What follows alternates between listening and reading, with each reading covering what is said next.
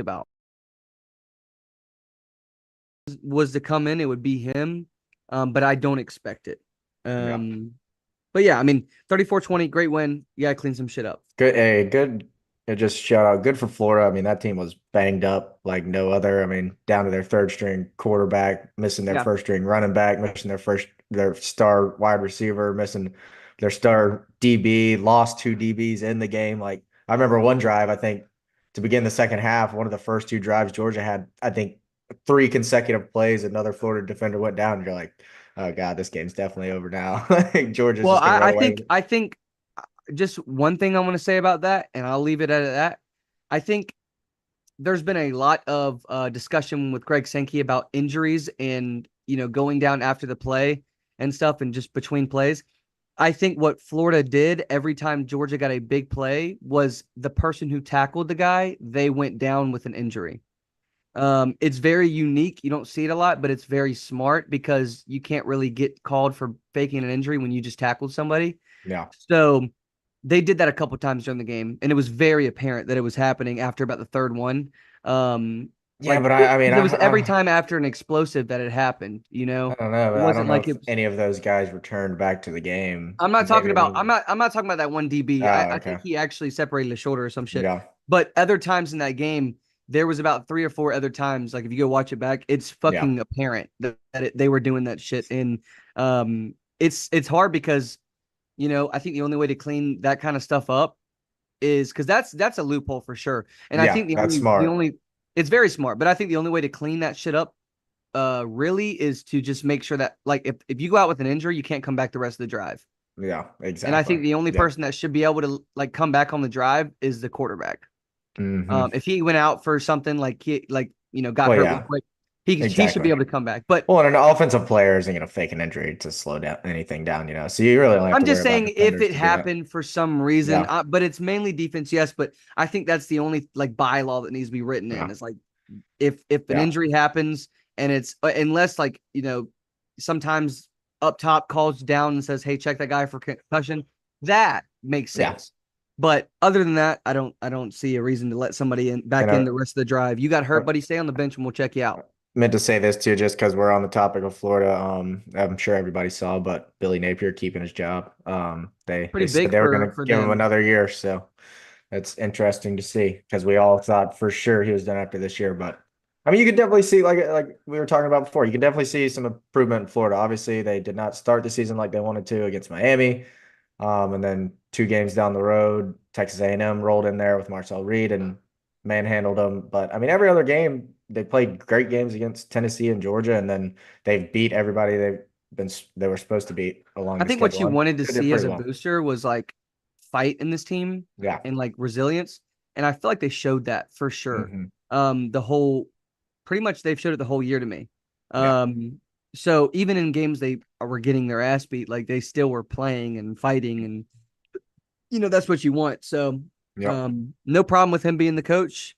I think he's a great coach. I think you need to give somebody time because that roster was obliterated when he got there anyway. Yeah. And Yeah. then he really hasn't even gotten time to build his roster up. So um, you're seeing what he's doing with these young kids. Though. I mean, a lot of these fucking players that are playing for him are like young, Yeah. They are. and they're good. So Hmm. let it happen. Let's go to this Ohio State Penn State game. Ohio State 20, Penn State 13. Penn State starts this game out 10-0, pick six, all the momentum in the world. Will Howard is in shambles. I will say though, that wasn't really a bad pick or a bad interception that he Yeah. threw. The DB just obviously watched film because he Hmm. read that shit he knew what play it was from the jump. Yeah. Like immediately stepped back, knew it was a fucking slant, just or whatever it was. I don't know if it was a slant or I think it was a slant, but knew what it was, jumped it, pick six, perfectly timed, and that's what you want to see out of your DBs. And then they just go to score.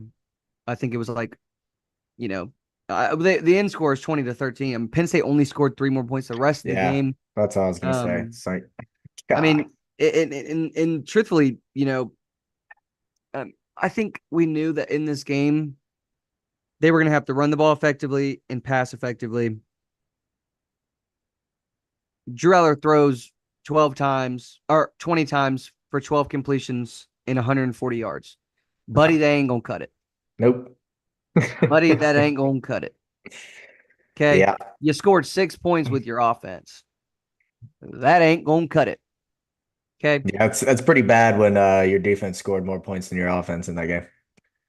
I mean, it's like watching fucking Iowa sometimes with this Penn State team, man. And Yeah. we knew coming into this, if you could make Penn State one dimensional and make Drew Aller throw the ball, you were going to be probably a little more effective. Yep. But I mean, it's not like they fucking, I mean, it's just, it looked like their offense just stalled and like never came up with any other ideas or anything else. They just were okay with going 3 and out or punting the ball, even down like near the end of the game. They're just punting the ball away. And I'm like, what the fuck are you doing? Like, it looked like they just laid down and died and they Yep. had no fight. And that's what pissed me off about this game. It just didn't look like they even tried. Your top running back is the person who also had who he didn't really have that many rushing yards, but he also had the most receiving yards and receptions in that game, which means your receivers got zero separation. Yeah. You were calling zero things to get them open, which I blame on the fucking. I don't know if I blame it on the offensive coordinator because he might just fucking know that Drew Aller can't do this shit. Mm-hmm. Like he just might say, we'll chalk it up as a loss. I don't want to lose by 30 because this kid is fucking bound to throw a pick if we do that. Yeah. And he did throw a pick. Even with them throwing the ball 20 times, he threw a fucking pick. So I just don't like Drew Aller. Don't think he's that great. Will Howard played pretty damn good. For the most part, he played pretty good. Um, he didn't put his team in bad situations, I would say, but they also could run the ball, and it just seemed more balanced. Neither team really like had a lot of offensive yards in Yeah. general. But Ohio State got themselves in good field position a couple times, and that helped them out. But I don't even think. Let me look. Yeah, Will Howard didn't even throw for over 200 yards either. Nope. So and they only rushed for 176, which is only like 30 more yards than what Penn State rushed for. So, you know, overall, this game didn't have a lot of offensive firepower to it, I would say, but it kind of looked like Ohio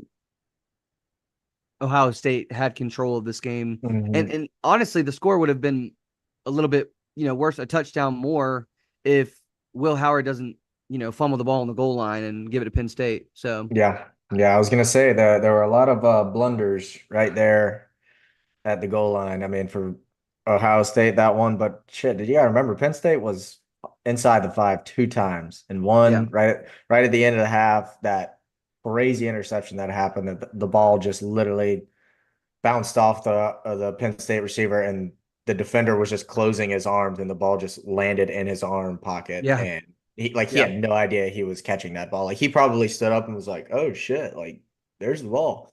Like I saw that replay because I was working up during this game, so I'm checking my phone whenever I could, but I got to watch the back half of it, and I'm like, golly, dude, like how does that even happen? And then later on, Penn State's goal to go, and doesn't get any of their shots. I'd say the MVP of this game is definitely Ohio State's red zone defense because Yeah, their defensive line played pretty damn good, and we knew that yeah, though. We knew that we coming in, we knew Ohio State's defensive line and their front seven is very good, and they were going to be yeah, good in this game. The only question was, can Penn State run on them or create some kind of situation where their DBs have to sit back and they can't just yeah. come up and play the run. That didn't happen. And So like you they touched on, stacked the man, when box. your two rushing leaders are your tight end and your quarterback, not your two stud running backs that you have, Yeah, I don't think you're going to win a game like that. And the other question mark that we had obviously in this game was Ohio State's run game. So to see Quinshon Judkins and Travion Henderson combined for what 150 yards, that'll do good every time. So good to see them back and doing something, which I'm sure Chip Kelly caught plenty of heat for that game against Nebraska, and they were like, dude, if we're gonna win football games, we got to get this run game going. yeah, So he definitely drew up some stuff to get that going, and they're gonna need that because I like as much as we don't like Drew Aller or anything. I do not think Will Howard is great. Well, Will Howard is not going to beat you with his arm. you're going to have to get that run game going just to open up some stuff in the passing game for him because he's not going to be one that dots up. I mean, even with the receivers he has, he is not going to be somebody that's going to throw for 300 yards in a game and beat you with his arm. So, I think um, he's such a filler player for them yeah, until they yeah. get their five This star quarterbacks and this shit team up would and be running. Like so scary if they they still had an had elite CJ quarterback. Stroud or yeah, like if they had If they had an somebody elite quarterback, crazy. even that kid that just came in, Air Nolan, Yeah, or Julian buddy. Sayin. They got Julian Sayin I too. know, but that's what I'm saying. Wait for one of those guys to get No, fucking like cooked up and ready. That team's no. scary, and the Yeah, team's gonna that be scary because they have 5 star receivers that just came in too, and 5 star receivers that everywhere. are coming in after this year because recruiting. So offensively, Ohio State's always going to be good Yeah. because of the guys they can get up there. Um, but you know, I don't know. We'll see how Ohio State plays the rest of the year. Penn State as well, but it's looking like Penn Yeah. State's just not going to be in it from now. I don't think so, playoff wise. They'll make the playoffs, but they'll get to host a game and get beat You because think they'll make the playoff even with Oregon and Ohio State going to the? yeah, they're gonna be a one-loss team, Oh, probably. I I thought mean, that was two. no, that That's was their their first first loss. loss. Yeah. Oh, okay, okay, yeah, yeah, that Yep. makes sense. That makes sense. Okay, let's go to the Texas A&M South Carolina game. Um, 44-20. This was a game that we talked about last week, and we said that Texas A&M is not going to have the surprise anymore of their quarterback being someone else when you prepare for somebody else. And I think that's what really fucked him in this game. I think South Yep. Carolina prepared for a running quarterback, and they marched that running quarterback out there, and they stumped the shit out of him. Yep. And we know, like the whole year, South Carolina has just been so close to getting wins, barely losing, refs causing losses, just not they can't pull it out. And this game, to me, it felt like they didn't want to leave it up to the refs. They wanted to make sure that everyone knew they should have won this game, Yeah. and they beat the shit out of Texas A&M. Yeah, And they it did. wasn't even like I remember I was at the bar and like, bro, every time I looked up, they were scoring another touchdown, or someone was like, Hmm. South Carolina scored again. I'm like, oh fuck, again? What Yeah. do they do? What's happening? And it just looked like Shane Beamer in that second half was just like, we're not losing this game, Yeah. because Texas A&M wait, tied up at the half or something, or what was the halftime? They were It's no, yeah, this game. they were down by one at the halftime. Yeah. Yeah. Yeah. Before, yeah. No, it was tied at half. Yeah.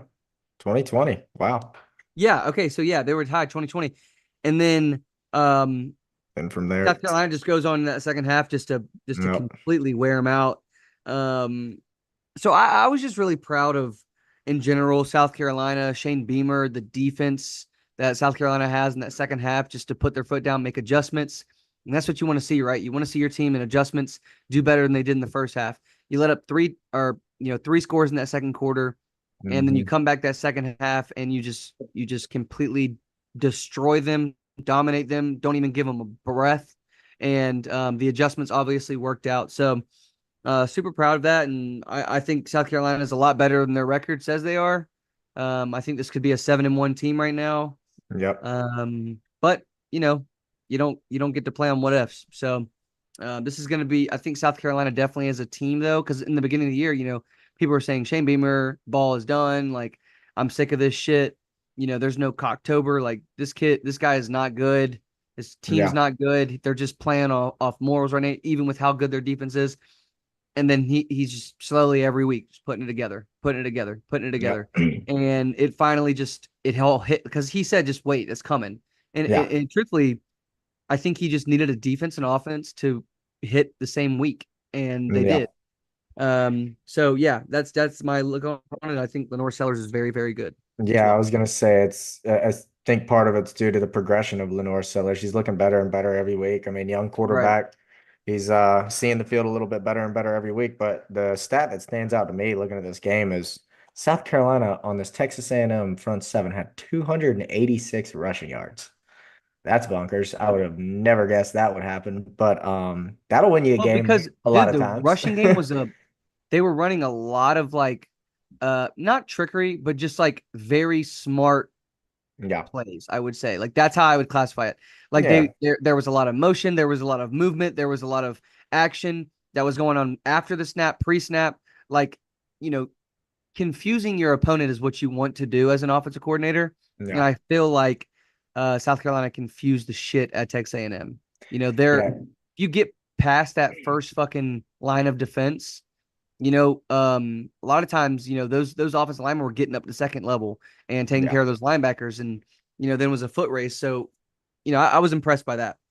Yeah. And I think this game just captures this college football season so well because like we've known, obviously, like you spoke on earlier, like we've known South Carolina's been a good team. I mean, their three losses are close losses. Obviously losing by two to Alabama in Tuscaloosa, obviously losing by three to LSU, but definitely questionable calls on some interceptions they had. So like South Carolina could be shit a one-loss team right now. But like I was saying, this just captures this football season so well because you have a team like Texas A&M who I mean, was looking like one of the hottest teams in the country, just come off a huge, huge win over LSU. Like you're like, man, this team's like clicking on all cylinders right now. Like this is gonna be a scary team down the stretch. And then they roll into Columbia, South Carolina and just get the freaking brains beat out of them. It's like, dude, you can never be sure about a team in this college football season, I feel like. Yeah, for sure. And that's the thing you got to worry about, right? Is you know, Hmm. especially playing in the SEC, Yeah. always you got to be looking over your shoulder, buddy, I mean, I because definitely, yeah, South Carolina's the best three loss team in the country by far. oh, it's not even close. It's not even close. That team right there, I would. I'm so glad Georgia does not play them. Yeah. I said this weeks ago. I think they are a very good team. I'm glad we don't play them because if we did, I would be nervous because that front seven is gross. Yeah. So but And let's to move move on. Let's move on to and next to week. yeah. Oh, go ahead. You got something else? Did you want to do playoff rankings or I and wanted to then go to just next week, and then we'll okay. do playoff rankings All last. right. All right. So next week or this week, sorry, we got Georgia Ole Miss is the first game I kind of want to discuss a little bit. And we can run through these. We don't have to go too fat or too like long on them because we just discussed pretty much all of Yeah. these teams anyway. Yeah. Um, Georgia Ole Miss, I think what we talked about, before this Florida game and everything, and hopefully we see it this week is just the amount of times you turn the ball over from Carson Beck, how smart you play this game. I don't think he's going to turn off his, level of competitiveness to where he's going to take some throws that are risky because I think that's just who he is. But just limit the amount of like some of your interceptions are off of plays where you probably would have gotten sacked if you just take the sack. Like you're like I think it's like six interceptions is on first down from him. Mm. And We'll just that's run the ball crazy. more. And that's crazy. It's like, how are you throwing an interception on first Yeah. down that many times? It's like you got three to play with, dog. Yeah, Just exactly. just throw it away. Hit a check down or throw it away. Yeah. Yeah, or hit a check down. Yeah, I mean, there's a lot of different things he could be doing, but Yeah.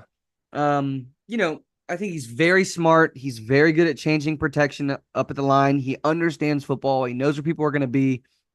He's just making, some mistakes. Like he knew that was cover two, Yeah. last week and threw that into that guy sitting on the bubble. I think he just trusted his arm to get it there before that guy could float back. Honestly, Hmm. I think he just said, "My arm's better than your legs, and we're gonna see Yeah. if I can win." When you don't have to force that. So and he even threw it super like high, like that guy had to Hmm. jump. So he knew that guy was gonna be there. He just tried to throw it over him.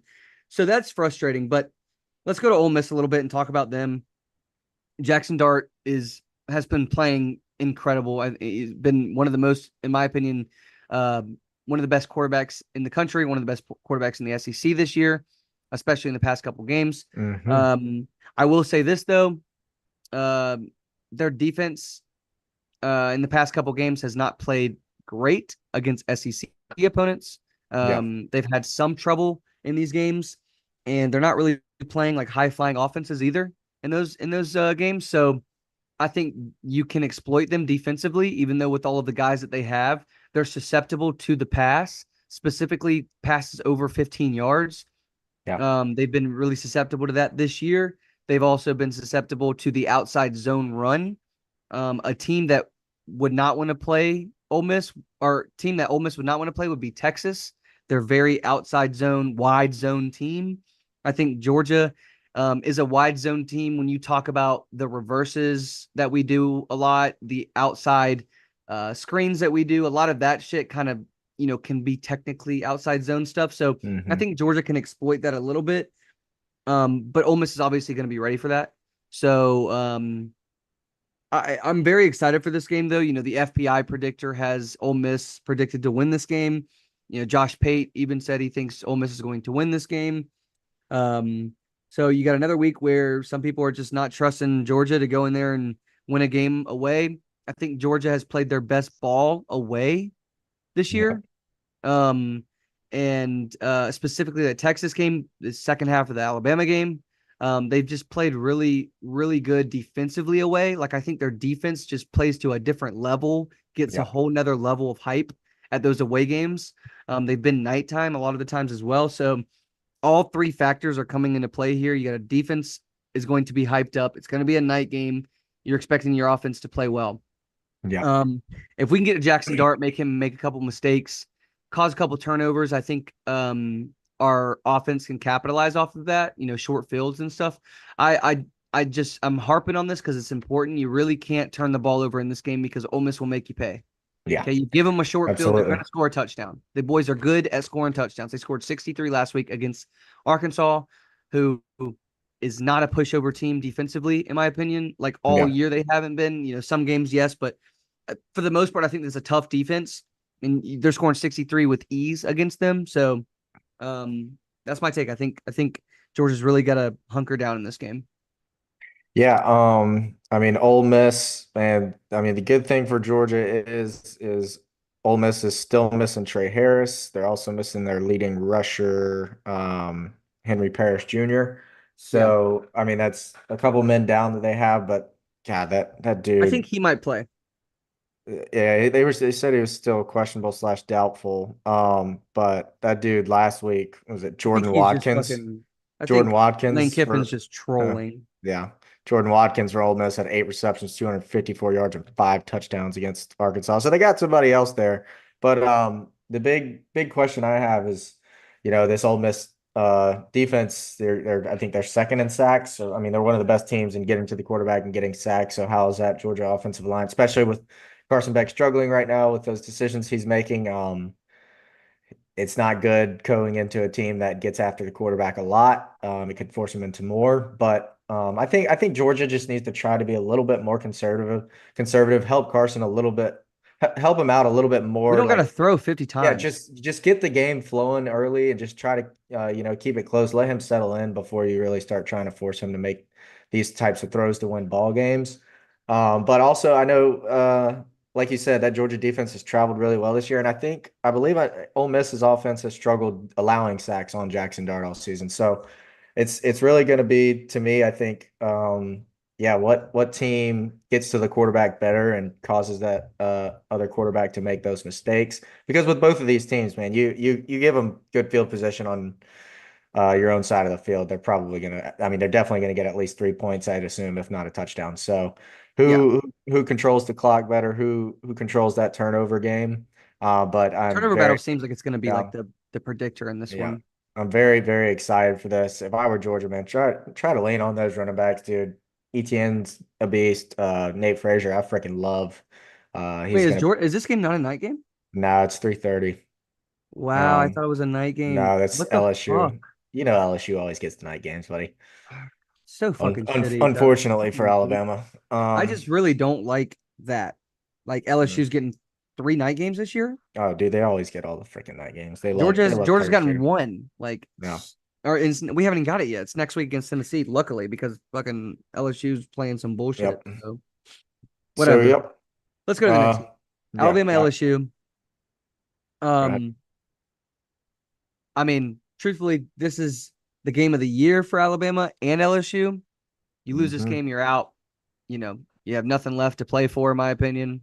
Yeah. That's what sucks about, the situation, we're in now with the college football playoff is it feels like you're playing for nothing if you lose, 3 or 4 games in a year.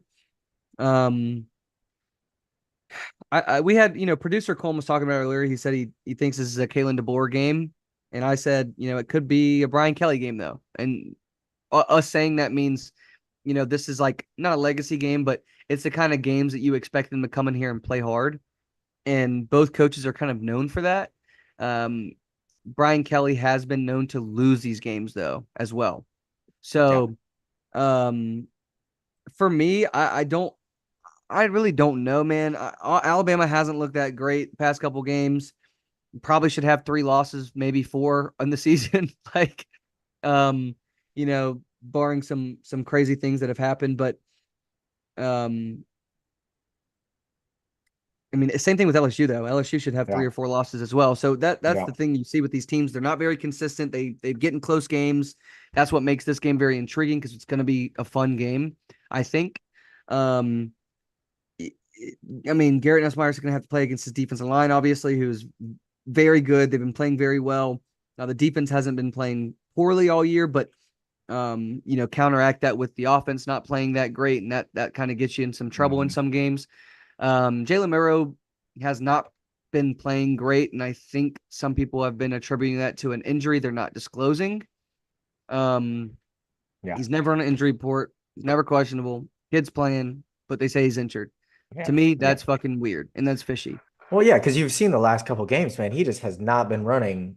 We've not been running him the way we ran him the first 4 or 5 games of the season. Like, And it could be something like a stress fracture in his foot or something that's yeah, making him not be able to run, and that also makes it very painful to run. yeah. Which you see him pitter patting in that pocket a lot. He got rolled up on in the Georgia game too, so like you don't know where the Hmm. injury came from. You don't know how many weeks it's been there, but he definitely has not looked like himself. Yeah. With the after the Georgia game, in my opinion, I think he's looked Hmm. pretty stationary. Yeah.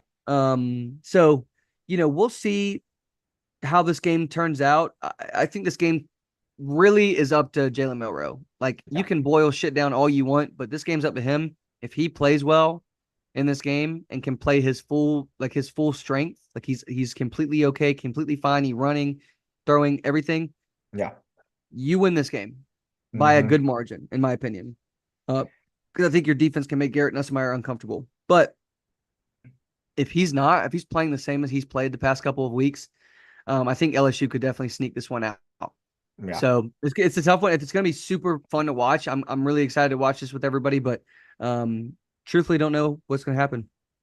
Yeah, no, I definitely think our Alabama's DB room has a big task. Obviously, Garrett Nussmeier has that capability of shredding a defense when he's comfortable in that pocket, and they do have a good pass protection around him. So I'd love to see just to help our young DB room out. I'd love to see us get a lot of pressure on him, mix up some blitz packages or whatever to try to get to him to make him make quicker decisions and maybe make some bad decisions, but. And I would love to see Alabama lean on their run game, man. I mean, I know Missouri's not the best of teams this year. I think they're still overrated. I don't know if they should be ranked in the top 25, but Alabama had 270 rushing yards against Missouri. They finally leaned on the rushing game and it showed that it works if you stick to it. And I mean, I think the bye week was good. Obviously, LSU had a bye as well, but maybe, we're talking about that Milrow potentially injured hypothetical, like, the bye week's good. Maybe he's feeling better. Maybe he'll be back to his old self. But yeah, I think whoever wins this game, I think is carrying a lot of momentum into the last couple games of their season and going into the playoff.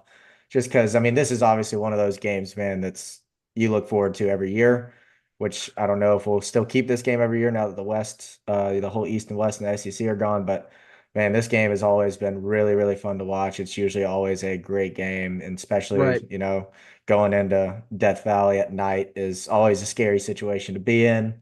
Never want to So, be there at night, but yeah. they somehow always get night games. But yeah, I think I mean, like you said, it's this is basically an elimination game on the playoffs. So I think this game carries a lot of weight. I think there's gonna be a lot of people tuned in, and I'm very, very excited to watch this one. Slash scared as shit. Yes, I'd be nervous as well if I was Yeah. you. I'm even nervous for the Georgia game, so we're Yeah. gonna be probably watching those together as well. So Yeah. let's talk about the college football playoff rankings.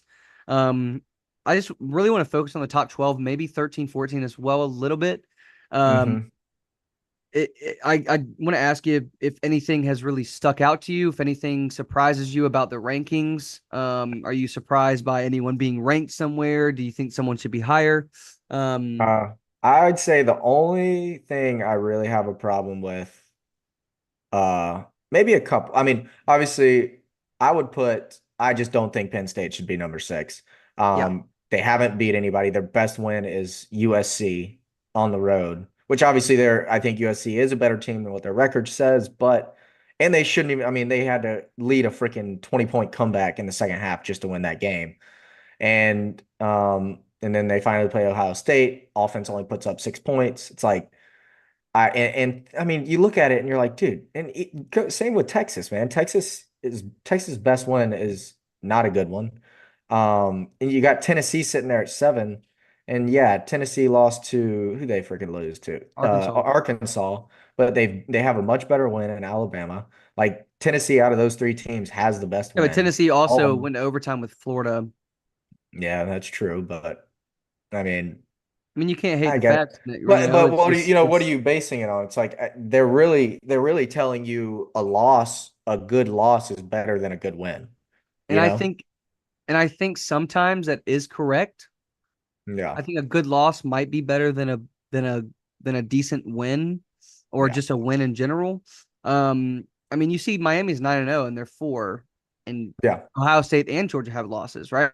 So they're Hmm. valuing Georgia's play against better opponents, even though they might have lost Yeah. more than a 9-0 team, which in years past, I don't think they would have. They would have Miami at number 2 right now, Oregon at number 1 if it was a 4-team college football playoff right now.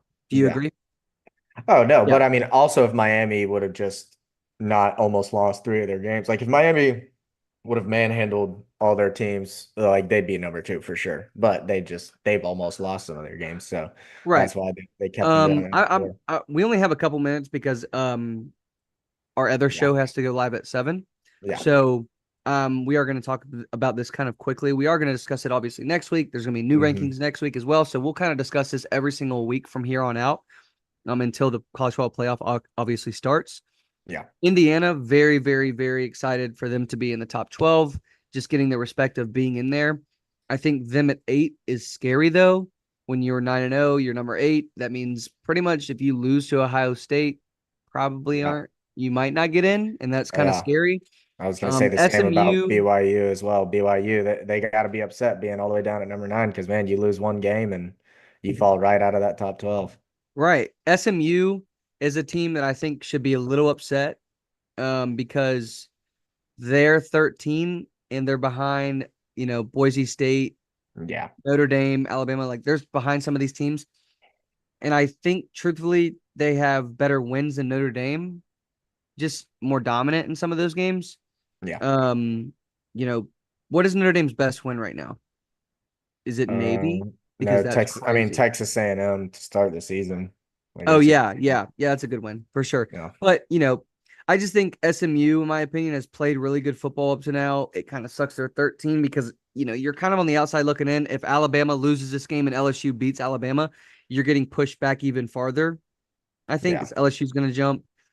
Texas A&M, if they win this weekend, they might jump up, to 13. So it's Yeah. unfortunate for you if you're SMU. But back to Indiana, 9-0. Pretty much your only big test the rest of the year is going to be Ohio State. Um, if you can win out and maybe lose to Ohio State in a close game, you might Yep. catch like 10 or 11. I think they'd stay in it for sure. I mean, obviously there's, I think if it's a close game that you lose, yes, you stay in. If you get your ass beat, yeah. they are not going to keep you in that game. Yeah, because I mean, same goes for Indiana with Miami. Like Indiana hasn't really played much, but damn it, if they haven't beat the shit out of everybody they've played. So, I That's what I mean, think they're also valuing yeah, as well. yeah, Like obviously Indiana's that's not yeah, some big brand name, but they're beating the it's not like they're just like Miami, like coasting a little bit by these teams. yeah, They're beating the fuck out of everybody. yeah. I mean, Like their I'm closest annoyed game. that if Indiana and Miami switch logos, Indiana would be where Oh Miami yeah, is. yeah, yeah. I mean, if yeah, I mean, Indiana's closest game is against Washington 31-17. And if I remember correctly, their starting quarterback didn't play. So they were playing with their backup quarterback and they still beat Washington And by they had like 14. 2 pick sixes in that game. Yeah. Like their So defense is fucking good. it's So crazy. I think that's fun to watch as well. Um, it obviously is the first week. A lot of things could change. Colorado's still in the mix. I think they could win the Big 12 and get in. Missouri, I don't understand how they're even ranked. I Yeah. think South Carolina is way better than them. South Carolina should be a 3-loss team in the top 25. Yeah. I Um, 1000 and Vandy too. Shit, I'd put Vandy in like there. Louisville's in this as a 6-3 team, and I Yeah. truthfully think Missouri is not as good as South Carolina, and I don't think Louisville is either. Yeah, So that's what's crazy. You put Louisville in, you have Louisville there just because they just beat Clemson. but Vandy we know beat Clemson's not great. Yeah, exactly. And Vandy beat Alabama and only lost to Texas by 3, and we're not ranking them. But Like Vandy also has losses to Georgia that. State. Yeah, that's their only bad loss. I mean, Yeah, but their that's the other problem though, losses. right? Like that's your Yeah, problem is you like I understand Vandy not being ranked because you can't lose to fucking Georgia State and expect to be in the top 25. If that's yeah, also one of your 3 losses, like you can beat Notre Dame and lose one game to Northern yeah, Illinois or Northern, I think it's Illinois, yeah, and then win the rest of your games in dominant fashion pretty much, and you're going to be in the top 10. But if yeah, you're a Vandy and you lose 3 games and one of your losses, two of your losses is pretty good, but then your one loss is to Georgia State, you're not getting in the fucking top 25, and yeah, that sucks. yeah. But I guess you're Louisville's. gonna make the bowl game though, which is nice. Yeah, Louisville's losses are pretty good. I mean, their only 3 losses are Notre Dame, SMU, and Miami, and they lost all 3 of those games by 7 points. Right? Pretty Yeah. good. No, Yeah, I think Louisville's a good team. Don't get me wrong. yeah, I think Louisville is a good team. Um, but I think if you put Louisville and Vandy on the field right now, it'd be a fucking game, yeah. and Be a damn kidding. it'd be a fucking damn good Yeah, game. talk about a game I'm excited for. I mean, hopefully, I'll have a little quad box up or something, but Vandy and South Carolina play on Saturday, so that's gonna be fun to watch. Yeah. Um. But all Well, right. that's pretty Yeah. much all I want to talk about with this so far. Ole Miss being at 16 is kind of crazy to me. Yeah, I, maybe I see them a little bit higher than that, but I'd agree. they do have 2 losses. And one's to Kentucky, who's just not very good offensively. Hmm. So, all right, boys, we're gonna close this one out. We will see you guys next week, obviously. Every week on Tuesday at 7:30.